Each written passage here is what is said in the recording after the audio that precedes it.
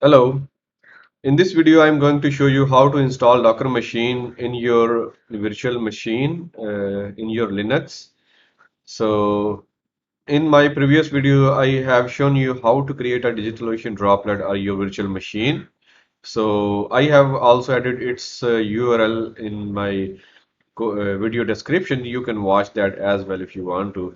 So, at this time, I already have my droplet ready to access. Uh, this is the IP address of my virtual machine and I have access to it. So I want to install this the Docker machine on my remote server. So let's try to access it. So SSH root at the IP address. So now I am inside of my remote Linux server.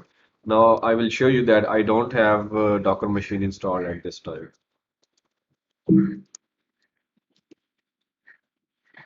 So you can see that Docker is not installed, it is saying that command not found.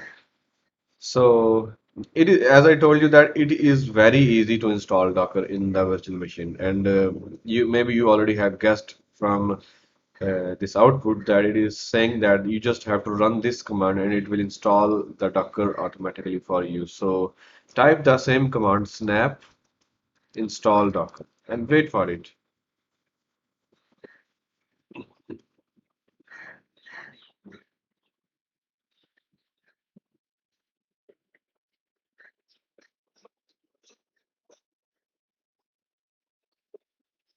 So without Snap, there can be other steps that you may have to follow. But with the Snap, you can install Docker machine very easily without any extra steps. And I guess Snap is only available in the Ubuntu.